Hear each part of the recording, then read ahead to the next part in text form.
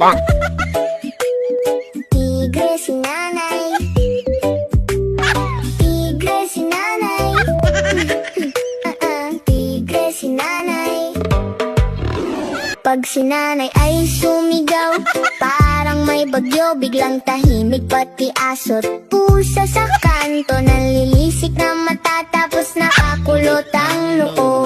Isang tingin lang, alam mo nang delikado. Pag may alat ka, naku lagot ka na. Automatic sermon buong maghapon. Ano to?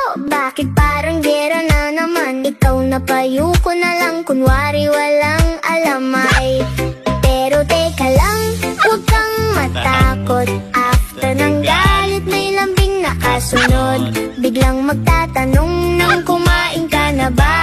Ayun, may ulam ka na ulit sa mesa. Tigre si nanay, pag siya'y nagagalit, kahit lagi sumisigaw at ulo ay laging mainit.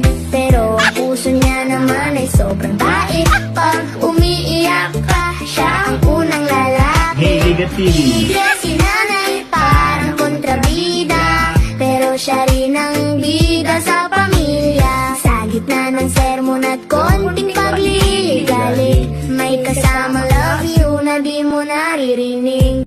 Pag may problema, siya ang superhero.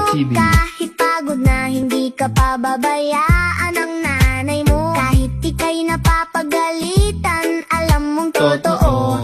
Pagmamahal niya, walang katumbas sa pato. Pag may sakit ka, ibang level naman.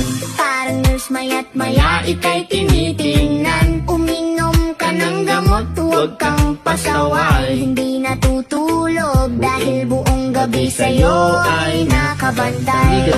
Sa umaga galit, sa gabi sweet, parang switch lang ang bilis mag-shift. Kaya kahit napapagalitan ka minsan, alam mo love ka, walang iwanan. Tigre si nanay, pag siya'y nagagalit, kahit lagi sumisigaw at ulo ay laging mainit. Pero ang puso niya naman ay sobrang bait. Pag umiiyak ka, siya ang unang lalapit. Tigre si nanay, parang kontrabida, pero siya rin ang bida sa pamilya. Sa gitna ng sermon at konting pagliligalig, may kasamang love you na di mo naririnig.